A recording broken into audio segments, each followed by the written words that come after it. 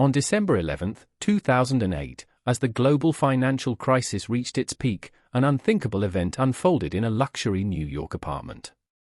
Bernard L. Madoff, a revered figure on Wall Street, was arrested by federal agents. The charge: securities fraud.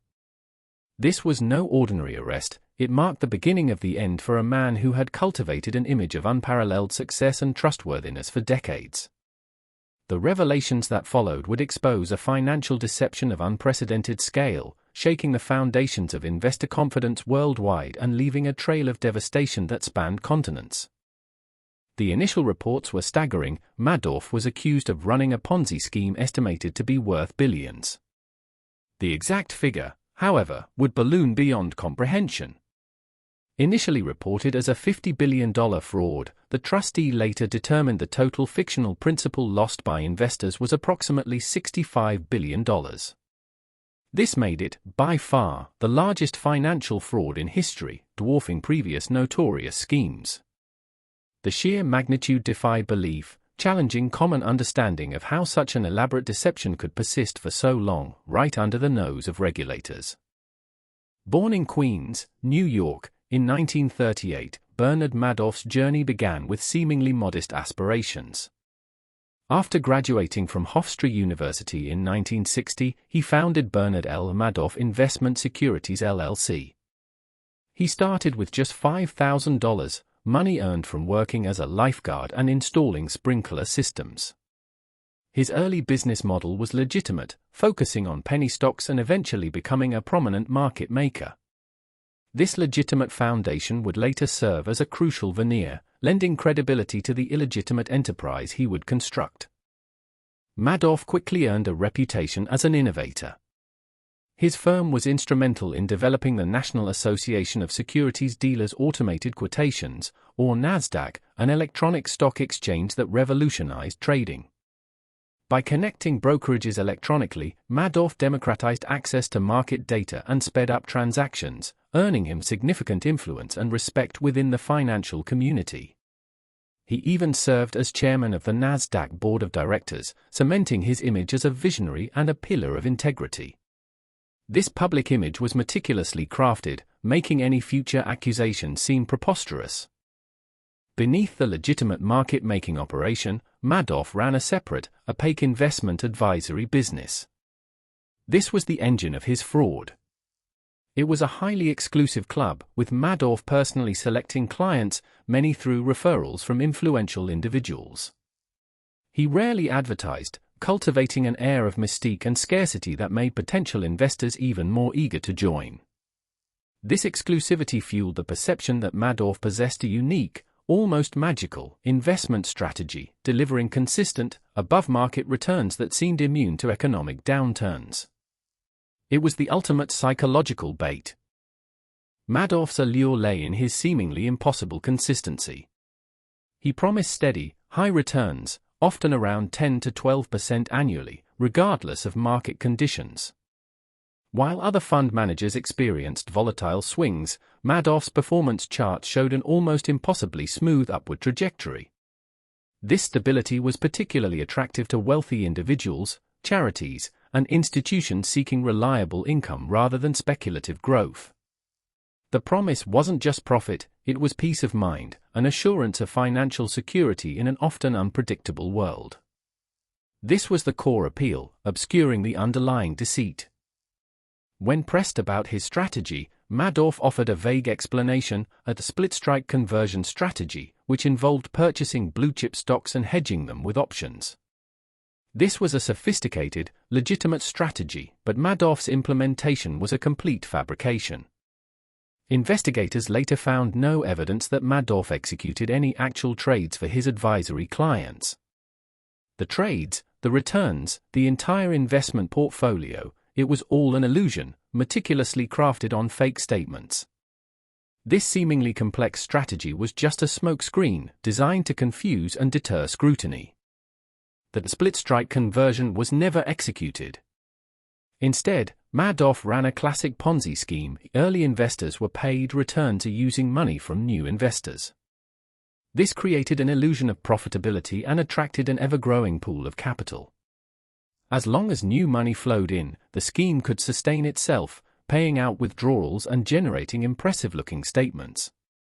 But the moment the inflow of new investment slowed or withdrawal requests accelerated, the entire structure was destined to collapse. This inherent vulnerability was the scheme's ticking time bomb. How could such a fundamental flaw go undetected for so long? Madoff cultivated an atmosphere of extreme secrecy around his investment advisory business. This was not merely about exclusivity, it was about control. Only a select few employees, primarily his inner circle, were privy to the black box operation on the 17th floor of the Lipstick Building, separate from his legitimate market-making firm on the 19th floor. Clients were told Madoff had a proprietary strategy that required discretion, fostering a cult of personality and trust that discouraged independent verification. This unwavering trust, built over decades, was his most powerful asset, shielding the fraud from probing questions. Central to the deception were the meticulously crafted fake account statements.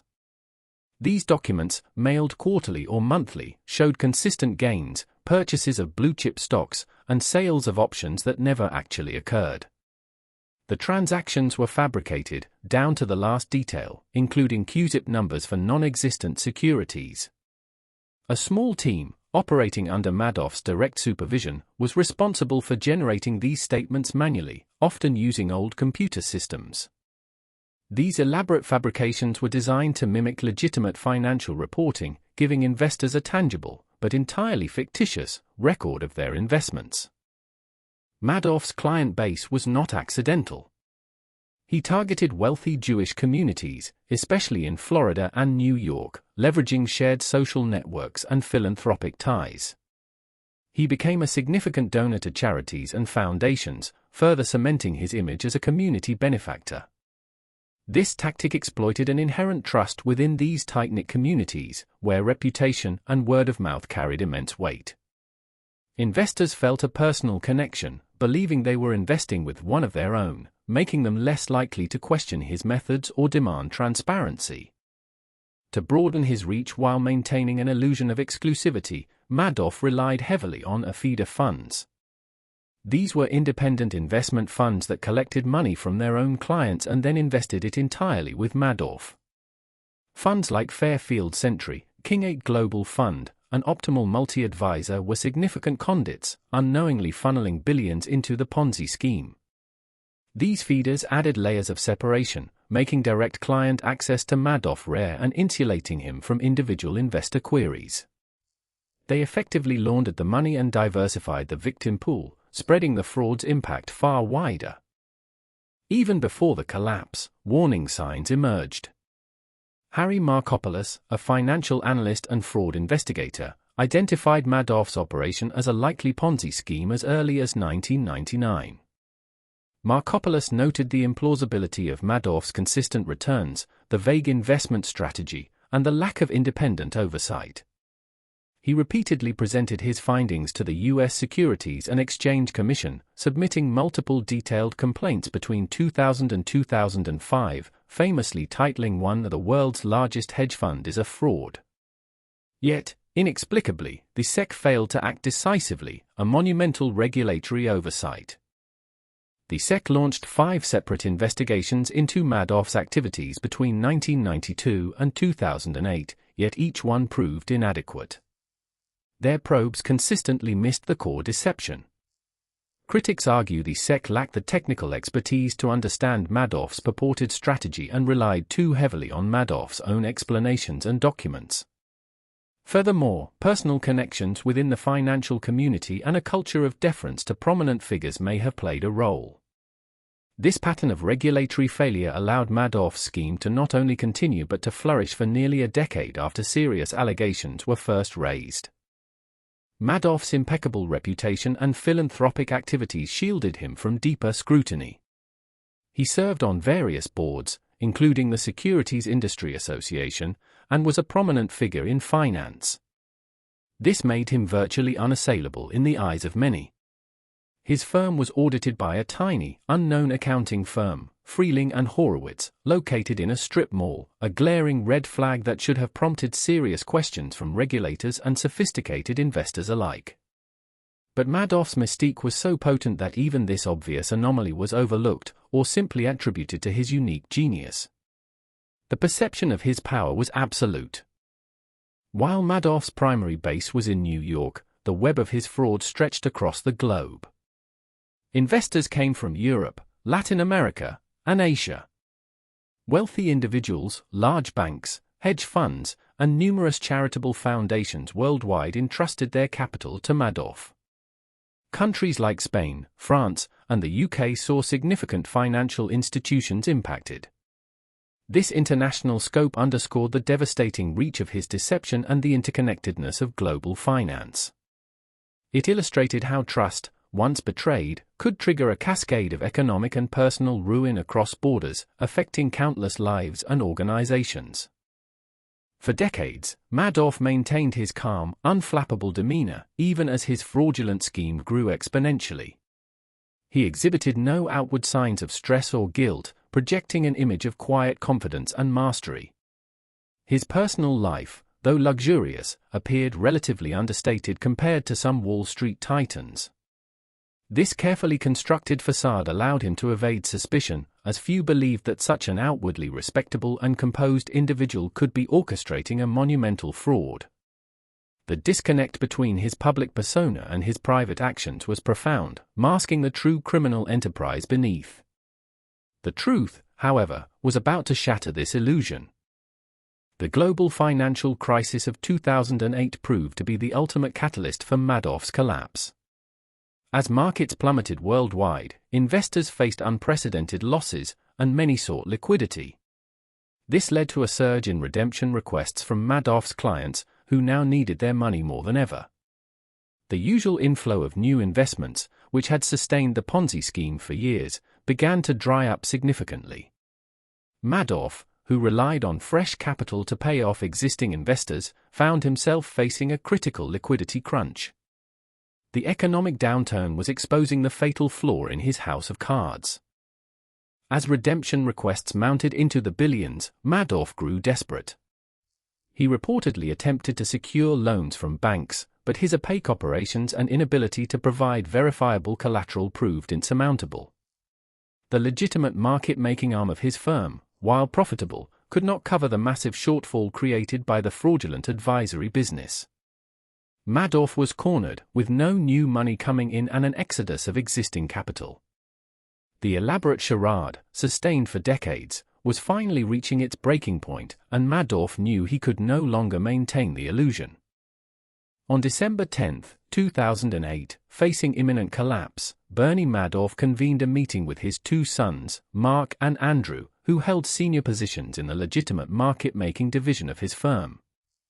He confessed the unfathomable truth: his entire investment advisory business was one big lie, a massive Ponzi scheme. He told them he had absolutely nothing left. His sons, reportedly stunned and horrified by the confession, immediately reported their father to the authorities. This decision, to turn in their own father, was a critical turning point, unleashing the full force of justice. The morning after his confession, FBI agents arrived at Madoff's Manhattan penthouse. He admitted to the agents that he had paid investors with money that came from other investors and that it was all just one big lie. He was formally arrested and charged with securities fraud. The news sent shockwaves through the financial world and beyond. The man once hailed as a financial genius was now exposed as the architect of the largest financial fraud in history, his reputation irrevocably shattered, and the lives of countless victims forever changed.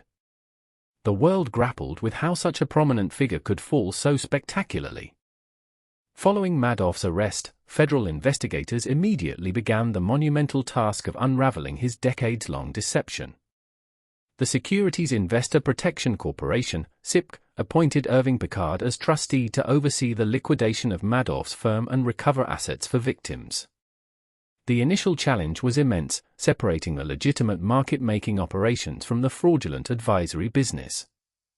Investigators discovered that the investment advisory division, operating on the 17th floor, was a phantom operation, with no real trades, no real assets, just a ledger of fabricated entries.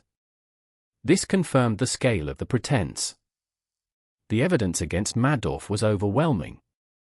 Investigators seized computer systems, financial records, and client files. They found hundreds of thousands of fake trade confirmations, statements, and transaction records that had been manually generated by a small group of employees under Madoff's direction.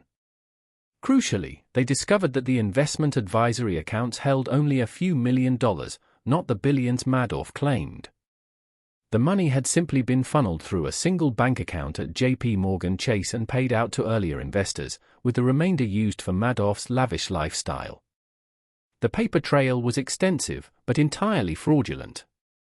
Further investigation confirmed Madoff's split-strike conversion was merely a fiction. Forensic accountants found no evidence of any trading strategy or investment portfolio for the advisory clients. Instead, funds were directly deposited into and withdrawn from a single bank account, demonstrating a complete absence of legitimate investment activity. This was not a sophisticated trading strategy gone wrong, it was a deliberate, systematic deception from the very beginning. The stark reality was that Madoff was simply taking money in, paying some out, and keeping the rest. The investigation revealed the meticulous separation Madoff maintained between his legitimate market-making business and the fraudulent advisory firm. The Ponzi scheme was run from the secretive 17th floor of the Lipstick Building, physically distinct from the 19th floor where his honest operations took place. Employees on the 17th floor, many of whom were unaware of the full scope of the fraud, spent their days generating fake statements and backdating trades to match desired returns. This physical and operational compartmentalization was key to its longevity, ensuring that legitimate employees remained unwitting participants in the facade. On March 12, 2009, Bernie Madoff pleaded guilty to 11 federal felony counts, including securities fraud, wire fraud, mail fraud, and money laundering. He opted not to cooperate with prosecutors or explain how the scheme began, maintaining a veil of secrecy even as he admitted his crimes. In court, Madoff stated, "I am profoundly sorry and ashamed," but many observers and victims felt his apology lacked genuine remorse. By pleading guilty, he avoided a lengthy trial that would have exposed more details and implicated others, potentially protecting family members and associates. During his sentencing hearing, numerous victims delivered powerful impact statements, detailing the catastrophic loss of their life savings, retirement funds, and legacies. Charities were crippled, families torn apart, and individuals faced ruin and despair. The emotional toll was immense, far exceeding the financial figures. Many spoke of the deep sense of betrayal, not just of their money, but of their trust in a man they had revered. These statements painted a stark picture of the human devastation behind the abstract numbers, emphasizing that Madoff had stolen more than just money, he had stolen futures and hope. On June 29, 2009, Bernie Madoff was sentenced to 150 years in federal prison, the maximum allowable term. Judge Denny Chin stated, "The message must be sent that Mr. Madoff's crimes were extraordinarily evil." The sentence reflected the immense scale of the fraud, the number of victims, and Madoff's complete lack of remorse. It was a symbolic punishment, ensuring Madoff would spend the rest of his life incarcerated, a stark reminder of the severe consequences for such financial crimes. This ruling closed a painful chapter for many, offering a measure of justice, though no amount of prison time could restore what was lost. The Madoff family also faced severe repercussions. Mark Madoff, one of Bernie's sons, tragically committed suicide on the second anniversary of his father's arrest, haunted by the scandal and the suspicion that surrounded his family. Andrew Madoff, the other son, died of cancer in 2014, maintaining his innocence and claiming ignorance of the scheme. Ruth Madoff, Bernie's wife, became a pariah, losing most of her assets and forced into isolation. The Madoff name became synonymous with betrayal, a heavy burden for those connected to the fraudster, illustrating the far-reaching devastation of his actions beyond just his victims. The SIP trustee, Irving Picard, initiated an unprecedented asset recovery effort. His team sought to claw back funds from early investors who had profited from the scheme, as well as from feeder funds and other entities that had facilitated the fraud, even if unknowingly. This process was complex and often contentious, leading to numerous lawsuits and appeals. The legal framework allowed for the recovery of fictitious profits, money paid out that was not actual investment gains, but simply other investors' principal. The goal was to distribute as much recovered money as possible to those who suffered net losses. Through tireless efforts, the trustee and the Department of Justice's Victim Compensation Fund, led by Special Master Richard C. Breeden, recovered over $14 billion for Madoff's victims. This was a remarkable achievement, representing approximately 70% of the recognized losses for those who lost their principal. The funds came from asset sales, settlements with feeder funds, and clawbacks. This substantial recovery provided a lifeline to many victims, though it could never fully undo the emotional and financial devastation, nor compensate for the lost opportunities and years of worry they endured. The Madoff scandal exposed profound weaknesses in financial regulation and oversight. In the aftermath, there were significant calls for reform, particularly concerning the SEC's investigative procedures and its reliance on self-reporting. Measures were proposed to enhance independent third-party custody requirements for investment advisors and improve internal oversight within financial firms. While some reforms were implemented, the debate continues over whether enough has been done to prevent similar mega-frauds. The scandal served as a harsh lesson on the dangers of unchecked trust and insufficient regulatory vigilance. Bernie Madoff died in federal prison on April 14, 2021, at the age of 82, while serving his 150-year sentence. His passing closed the final chapter on the life of the man behind the largest financial fraud in history. Even in death, Madoff remained a polarizing figure, with victims expressing a mix of relief and lingering anger. His legacy is one of betrayal and unprecedented financial devastation, a stark reminder of the corrupting power of greed and the fragility of trust in the financial system. His crimes continue to resonate, prompting ongoing discussions about ethics and oversight. Beyond the financial numbers, the Madoff fraud inflicted deep psychological scars on its victims. Many reported feelings of profound betrayal, shame, and anger. Some lost their entire life savings, facing poverty in retirement. The emotional impact led to health issues, broken relationships, and even suicides. The violation of trust by someone so revered was particularly devastating, challenging their perception of human integrity and the stability of the institutions they relied upon. This invisible cost, the erosion of faith and security, remains one of the most tragic aspects of Madoff's legacy. The Bernie Madoff scandal remains a pivotal case study in financial history. It underscores the critical importance of due diligence, independent verification, and a healthy skepticism even when dealing with seemingly unimpeachable figures. It highlighted the dangers of cults of personality in finance and the devastating consequences of regulatory complacency. The sheer scale and longevity of the fraud serve as a perpetual warning: if something appears too good to be true, it almost certainly is. The lessons from Madoff's deception are not just about money, but about the fundamental vulnerabilities of human trust and systemic oversight.